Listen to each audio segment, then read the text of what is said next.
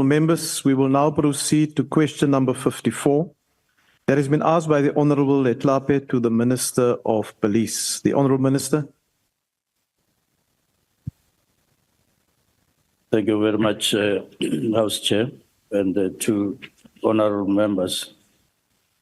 Before I answer directly to the question, I just want to make a statement in this regard. And the statement is that the gender-based violence and femicide and what is termed corrective rape are some of the most challenging antisocial behaviors in our society. While the South African Police Service has a role in addressing these issues, it goes beyond ordinary policing. In fact, it is near impossible to police gender-based violence in its entirety, in the sense that these incidents take place in households, in bedrooms, and all of that, and between people who are very close to one another. But that's not to say we say police have no role. We're just talking about the origins of this that make it very difficult to police them. It is important that we reorientate ourselves and not throw all the burden of policing these issues just to police and confine them there. It requires an all-of-society approach. To combat GBV and F, we need to change societal attitudes through social engineering. Now, when it comes to answering directly on this question, the South African Police Service is currently implementing the Gender-Based Violence and Femicide Action Plan, now which is aligned to the National Strategic Plan on GBV and F. Focus area number 4 of the SAPS GBV-F Action Plan deals with the prevention of gender-based violence and sexual offences. The SAPS categorizes rape as one of the GBV-F related offences. The intended focus is to enhance feelings of safety among women, children, and vulnerable groups, which are an integral part of all society. SAPS implement GBV and F prevention and awareness raising programs within the focus area as prevention measures, but also to encourage victims to report and seek assistance. The involvement of communities and stakeholders in the use of awareness programs recognizes the police action alone. The involvement of communities and stakeholders and the use of awareness programs recognize that police action alone will not serve as a deterrent for intimate forms of violence like sexual offenses. But the interventions to address GBV and F related crimes include the following. 1, awareness campaigns at identified GBV hotspots, ministerial dialogues and embizos on GBV and F, awareness programs that are conducted specifically by family violence, child protection and sexual offences units, which investigate cases of rape and are therefore very familiar with prevailing trends. Increased compliance assessment on GBV and F related regulatory frameworks at police stations, the improving of the involvement of community policing forums and performing oversight in police stations and promoting community education, and so on. There are quite a number of things. Thank you, Honourable Minister. Your time has now expired. The first supplementary question will be asked by Honourable Letlape. Aye, but this table stuff. Thank you very much. Minister, there is a steady increase and not a decline in the number of reported rape cases in the country over the past few years. We know the primary purpose for the murder of Uyinene Mrechwane, was for her perpetrator to commit rape. We know that Namhla was murdered in Umtata in the Eastern Cape. And at the center of her murder was a boyfriend who did not want to let go of her. What is said with the issue of Namhla is that the perpetrator is still walking free in the street of Eastern Cape. Due to what? Due to the incompetence of the police to investigate. What I want to find out, and we want to find out, Minister, is that what other measures and approach are you going to implement to make sure that prevention of violence against women and children stop in South Africa? Ngiyabonga. The Honourable the Minister. Thank you very much. It's not entirely what the honourable member is saying, that it's incompetence. In order to get somebody arrested and tried in a court of law, you need evidence and sufficient evidence. You can have an expert in investigating a case, but if you don't land in what is relevant for a particular case, you won't be able to. That case is among the cases that are receiving our attention now in Umtata. You will understand that we've beefed up security there in the form of detectives, in the form of special operations people, but we have also sought to strengthen our relations with people in the justice system. We actually had a chat with the Minister of Justice to say there's a complaint from there that says that there is something that people are experiencing in terms of perceptions, that prosecutors are not they are not doing what people would ordinarily expect them to do. Whether that's true or not is another matter. But we're discussing the matter with justice while these operations are taking place, and we hope that some of these cases, including the one that you are highlighting, will, yes, with the person that you are talking about, we will be able to come up with something, depending, of course, that with all the intensified kind of effort, we will be able to get sufficient justice. Evidence to get in that matter. Thank you, Minister. The second supplementary question will be asked by the Honourable Klute.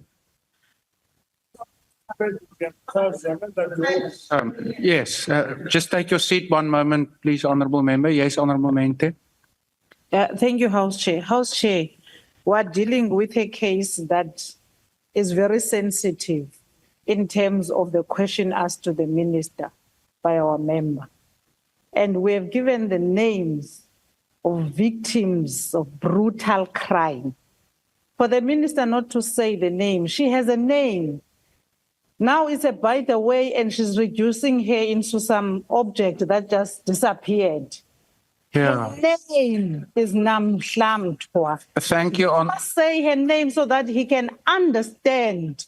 Yeah.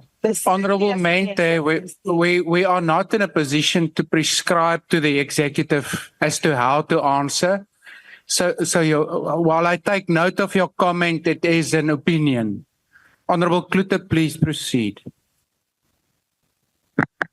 Thank you, House Chairperson, Minister. Order, honourable members. Please give the Honourable Klute an opportunity.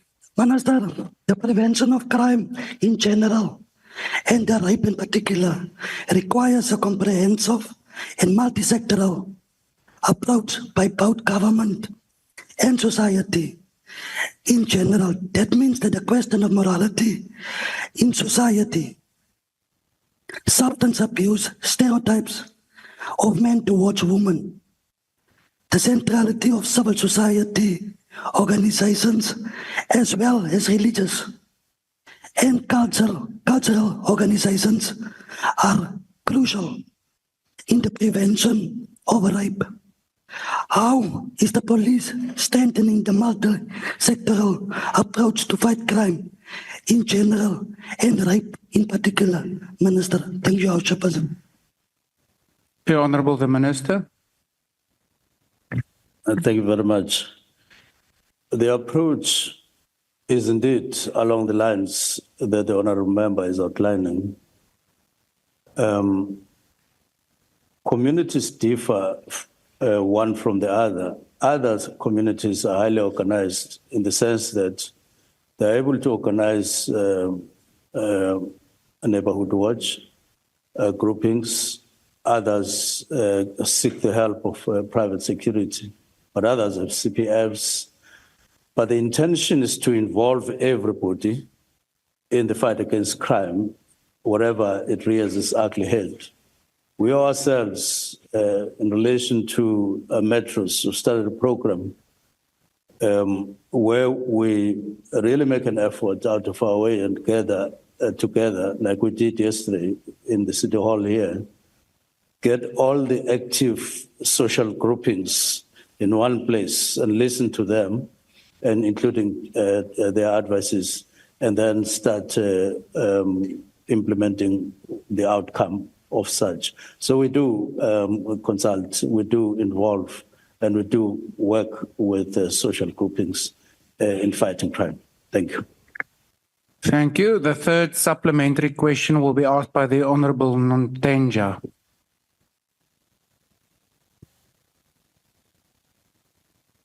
Thank you, Honorable House Chair.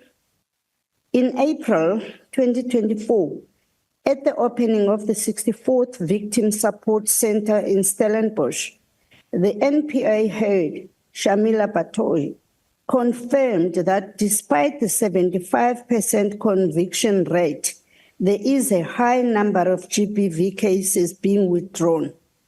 Too many cases are not getting to court.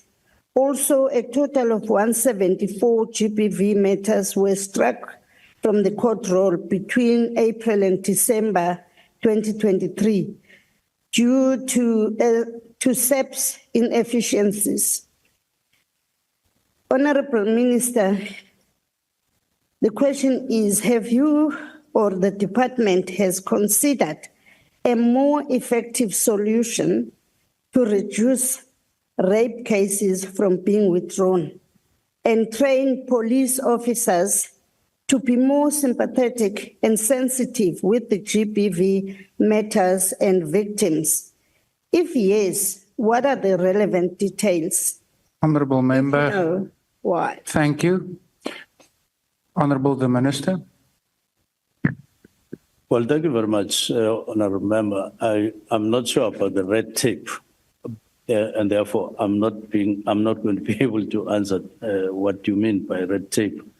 But you speak about what you allege to be inefficiency on the side of police, and you allude to Advocate Batoyi's statements. The fact of the matter is that, yes, there are instances where a case or cases will be investigated, but there will be some holes or some weaknesses in the statements that will be prepared to go to court. We do experience that.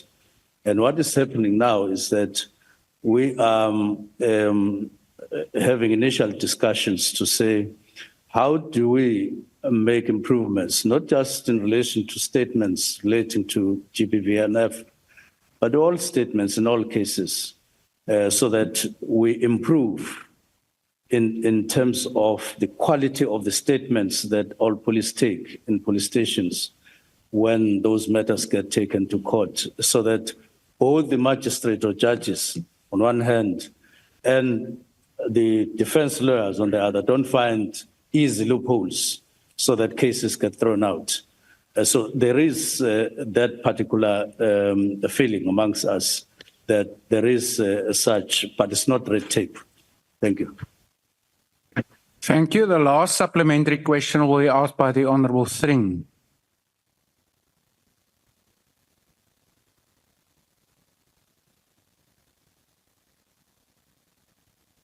Thank you, Minister. on any particular day, about 148 women are raped in South Africa. The vast majority of these rapes are the girl child under 18 years of age. With pornography being the theory and rape the practice, the ACDP has on numerous occasions called for the banning of all forms of pornography which denigrates and objectifies women. That said, Minister, noting the poor conviction rate of around 14%, do you agree that better cooperation of all crime-fighting agencies needs to be improved in order to increase the conviction rate, and that there needs to be harsher sentences meted out to perpetrators of rape, including life sentences? If yes, how do you propose to implement this? If not, why not? Thank you. The Honourable Minister. I agree with the larger part of your statement that you need cooperation of more than one department in making sure that you increase the rate of conviction. I've just alluded to one, that we need to do what we've identified as one of the areas of improvement, wherein SAPS work very closely with NPA in particular. And from what I've gathered, including what we'll be discussing in the first meeting of the JCPS, it would be those areas that are being identified as areas that need very close cooperation.